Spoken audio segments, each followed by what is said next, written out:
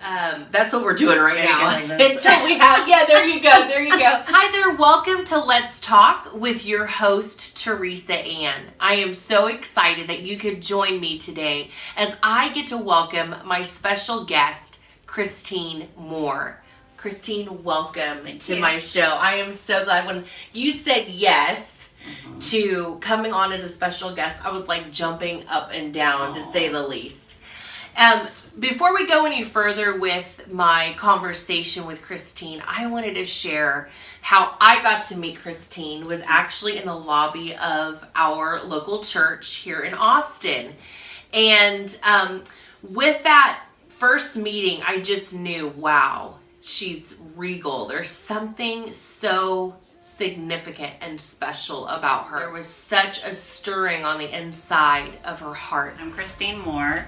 I live here in Austin, Texas, and I know Teresa through our church, Reach Church. And I'm a mom of 2 boys, ages 9 and 6. Both of them are baseball players, so wow. I'm the baseball mom. But it's a lot of fun, and besides that, I am also married to my husband now, 16 years. Oh, wow. And I... Congratulations. Thank you.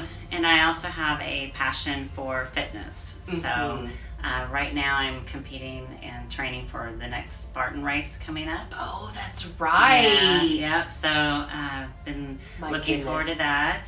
Well, and you're also a beach body coach. I am a beach body coach, yes. So definitely available to help anyone awesome get track on with their diet, their workouts. Okay, yes. And accountability. So she's so good too, because she'll how many videos do you post? Do you post on a weekly basis? I do. Yeah, I mean it's sometimes it's a few times a week, sometimes more than that, but just whenever I get inspired. Awesome. Yeah. Well, she has a Facebook page where you can actually go on there and watch some of her videos and see how she'll do certain types of training. And I swear to you, it's like, I want to do that. She makes it look so easy.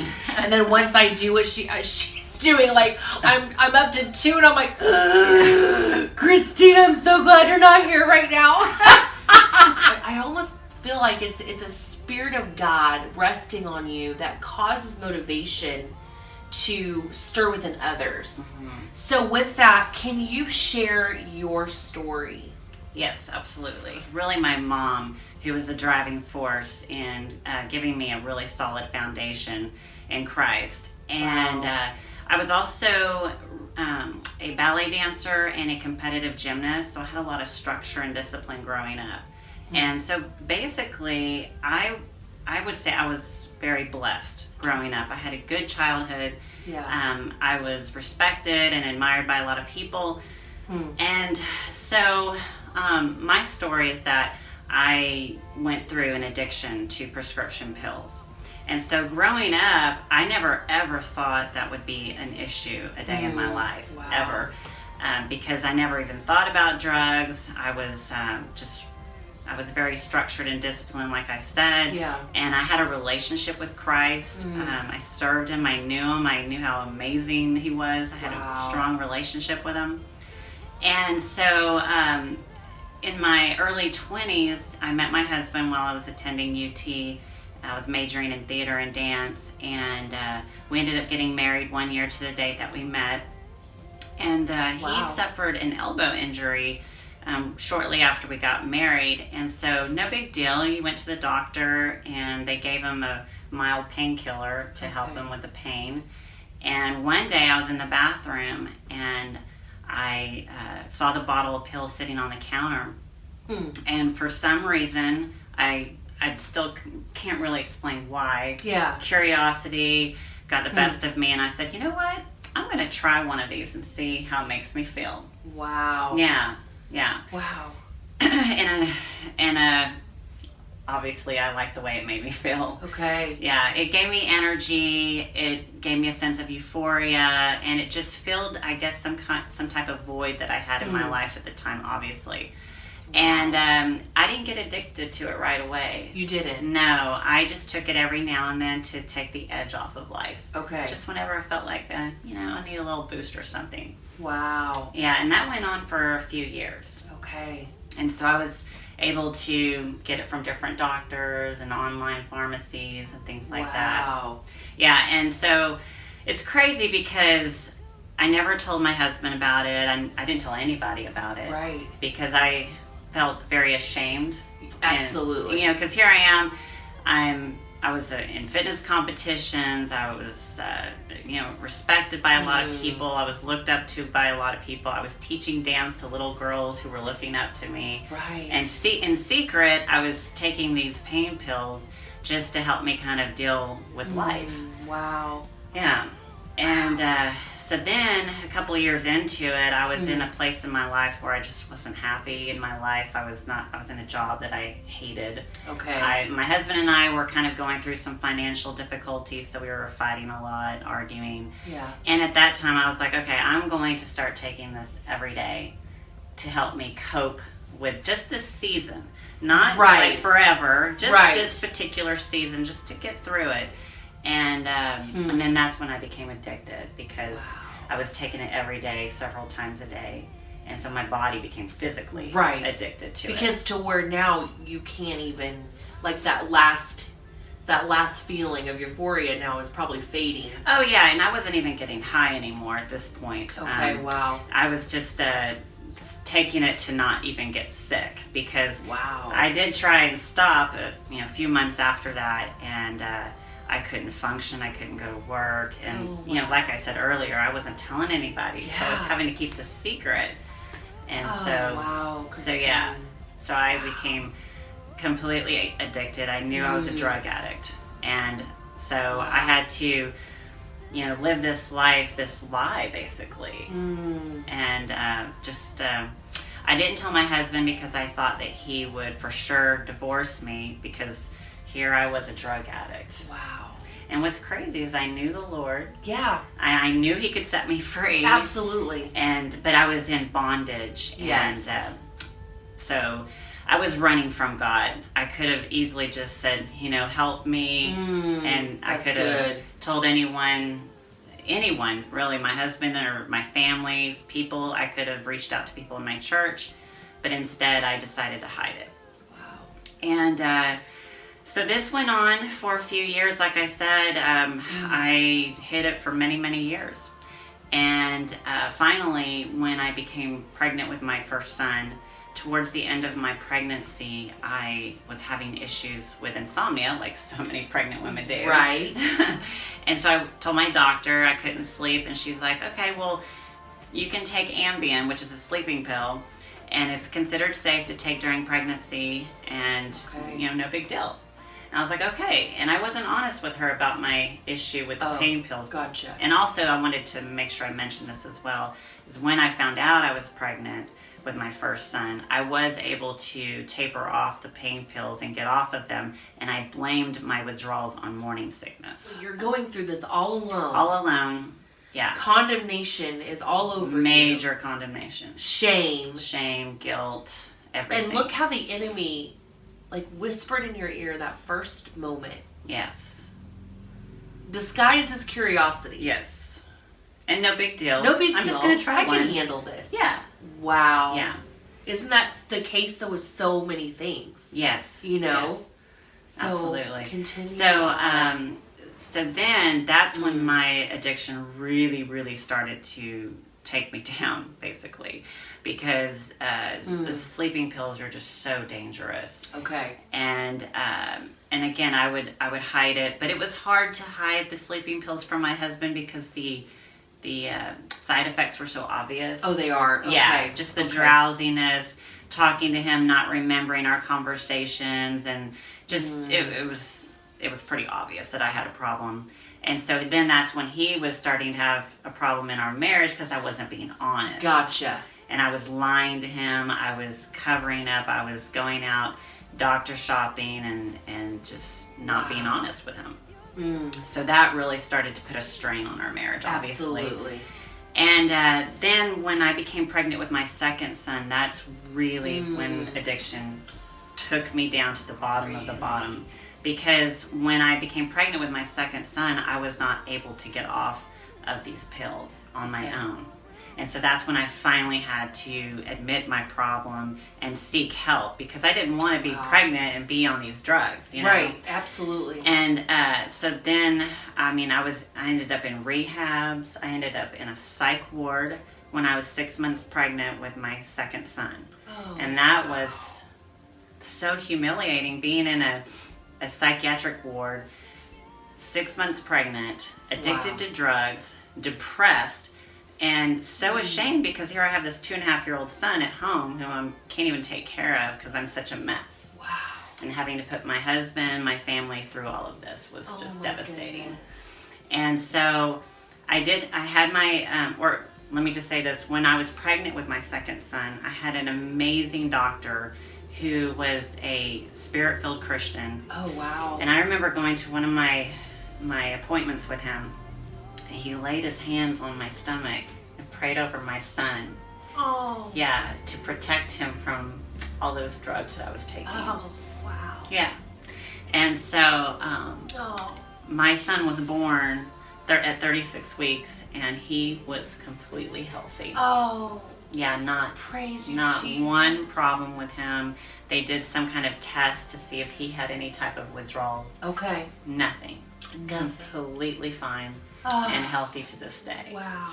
So God is a God of grace and mercy. Yes, He is. And so then from there, I really, was just trying to get sober, and it was so difficult because just the withdrawals and just everything that I was dealing with my family and my husband, my marriage, everything was just falling apart. So the next, 2 years was just, I would get sober for a few months, then I would relapse. Then I'd get sober for a few months, then relapse. It was just back and forth, back and forth. It was still a struggle.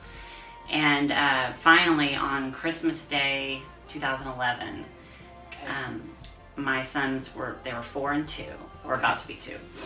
And that morning, I really wanted to have a special Christmas with my family. And I remember waking up and I had a lot of anxiety, a lot of withdrawals. And instead of going downstairs and opening presents with my kids, I go to my closet that was where I hid all my pills. Okay. And I remember grabbing a handful of pills, and I stand up, I turn around, and my husband's standing right there. Oh my. Yeah. And wow. I dropped the pills to the ground, and I just lost it. Completely lost it. Wow. Yeah. And so Christmas morning obviously was ruined, and I couldn't even enjoy being with my kids because I was just such a mess.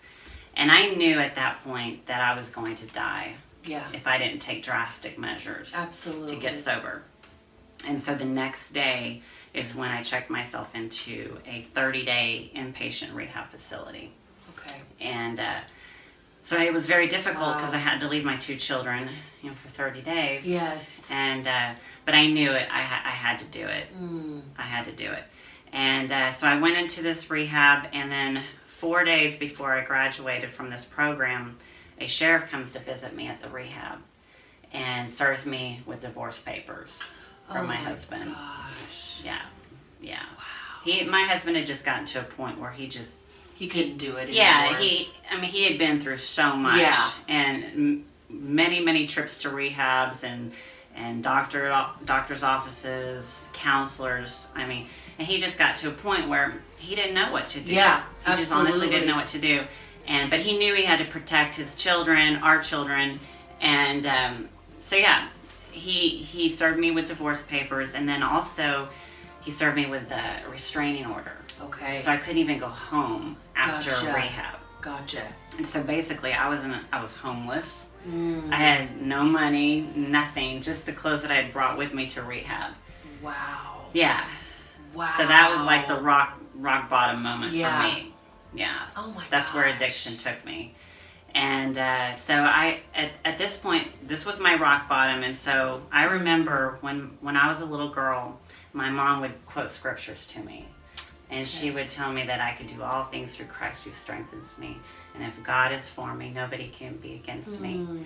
And at that rock bottom moment, being in that rehab, I remember being on my knees by my bed, just sobbing, crying out to the Lord. And it was like all these scriptures that my mom would quote to me came flooding back into my mind. Wow. And I knew at that point, I was like, okay, I'm going to fight back. And I'm going to get sober. And I finally said, God, help me. Wow. And I surrendered. Wow. Yeah. That was when I finally decided, okay, God, I am surrendering, and you take complete control, because I can't do it anymore. I can't do it my way. And so since then, it's been a journey, a process. It didn't happen overnight. I didn't get to where I am today overnight. Right. At all. Right. It's been a journey, but it's been an amazing one. And today, life is so amazing. And God has completely restored everything back to me. In September of 2014, my husband and I reconciled. And we got remarried. Pastor Chris remarried us. Oh. Yeah. And I'm back with my children, back in my home. And you're so involved with your children. Oh, yeah. They're my life, yeah. And, I mean, life is so good. And now I get to share my testimony and help others, because one thing that I saw in all the rehabs that I've been to and all the hospitals is people are desperately looking for hope. Yes. And I want to be able to tell them there is hope. That's good. Yeah. Yeah. Oh my gosh. Yeah. It gets me every time, even though I've heard your testimony. There's something about the grace of God and His redemption that makes it sound like you never heard it before. Yeah. You know, to where it hits you in a whole new way. And, you know, there's someone out there right now watching, and they're just saying, I feel hopeless. Yes. Maybe you're the spouse of one believing for your spouse or your children. And you're just like, I can't go on anymore. Like where her husband was. Or maybe you're the one where you're about to go into a rehab. Or you're just like, I just can't do this anymore. I want to take my life. Let me tell you, she is sitting here right now as evidence of God's grace. The moment she called out to Him. You know, what I see from the moment you're in that bathroom to that moment, who knows how many years had gone by from that moment to the moment you cried out. Is that was the turning point. Is God. I'm sure you asked God to help you in before. Sure. But I believe it was to the point where you knew that this cry was different. It wasn't about, okay, I'm sorry, God, and then knowing in your mind you're going to go back to it. Yeah. I mean, I definitely I cried out to Him before and said, God, you've got to help me, but I'm going to go do it my way now. Right. You know, that's good. This was a true surrender where I was like, okay, I'm ready. Wow. And I knew I was ready. So I love what you said about your mom. Yeah.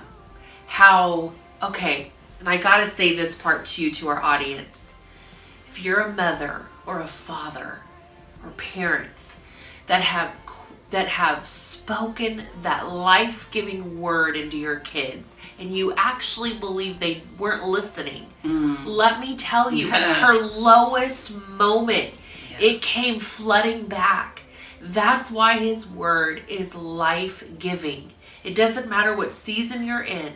And it's just amazing. And the moment that you're in a rehab, it was the moment you knew, God, I need this. And that's really when you were able to cry out for help. Yeah. Was when the word reminded you of who was by your side. Yeah. So with that, I just love your mom, how she left that legacy. Yeah. So what scripture or quote would you leave behind for your two boys? Yes. So definitely my favorite one is Romans 8:28. And we know that all things, not some things, but all things work together for good to them that love God and that are called according to His purpose. So I want my kids to know that life's going to happen. Yes. We're all going to mess up. Yeah, that's they right. are going to make mistakes. I mean, I'm raising them to know God, to love Him, serve Him, but they're going to make mistakes. That's right. And I want them to know that all things, no matter what happens in life, all things work together for good. Yes. And if my boys cry out to God and surrender their lives to Him, they can know that everything is going to work out.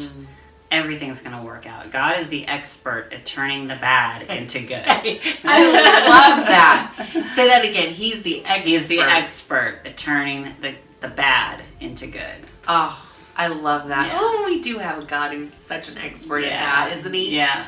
That kind of leads me to this question. What have you learned about God in this season of your life that you didn't personally know about Him before? Yeah, I love this question. So I had a good life growing up. Yes. I didn't really go through any kind of abuse or hardships, and still, I don't know, I had a really good life. That's all I can say. Yeah. And so I knew God. I had a relationship with Him. I knew He loved me. Okay. But I didn't really know how deep His love was until after everything that I did, all the mess ups, all the wrong choices I made. And here I was broken and devastated, but His love and His mercy is what I really truly understand today. Wow. Yeah. And you know what I love is watching you just appreciate every moment with your kids. Like, it's amazing how you got a second chance. Oh, yeah. But you know it. Yeah. And you remind everyone. Yeah. This second chance, oh, let me tell you. Yeah. These kids are going to know how much their mommy loves them. Yes. That's the beauty of your whole story of revealing the testimony of God is just that alone. That you got to see. I mean, that is so beautiful that you got to know the deepness of His love. Yeah. Wow. Yeah. That's beautiful, Christine. It really is. So if you knew your legacy was being recorded as you lived your life, what would you want that legacy to reveal? I want my legacy to reveal that God is our Redeemer. Yes. And we all are going to make mistakes. Yeah. None of us are perfect. And I made a choice, even though I knew God, I walked away from Him and did things my own way. And when we really finally make a decision to surrender, fully surrender, God will redeem you no matter what you've done. That's right. I don't care what it is. It can be the most horrific thing, but God will forgive you, and His love will just penetrate your heart. And I just want my boys, I want my legacy to be that God is a God of hope. He is our Redeemer. That's really what I love that. Yeah. That's simply said, but so profound. Yes. I just want to say thank you for joining me today on Let's Talk. And I can only imagine what the feedback is going to be from this. We always like to show off our coffee mug. Oh, yes. Definitely. So, of course, mine is... I know. I was like, there's... Yay. So this one, of course, is my Let's Talk coffee mug, and I've got I had to do what you put in yours. I put a little bit of stevia and cream in mine. Yeah, and it's really good. It's really good. Yeah. So cheers. Cheers. Woo! Thank you so much. Well, before we go, I want to I like to gift my guest with just a little something. So this is for you. Oh, thank you. Yes, and you can go ahead and open it now. Okay. You don't have to read the card right now, but I like this. Dream it, do it, live it. Yes. It's beautiful. I feel like you're living the dream right now. I know. I feel like I am. So many more dreams to be fulfilled in the process. Oh, I love it. Yay! Magnolia. Beautiful. Yes. Thank you. Absolutely. Thank you so much for joining us today on Let's Talk. If you have any questions or feedback, or again wanting to contact Christine or myself, in the credits we will have our information so that you can contact us for sure. God bless you, and again, have a wonderful day.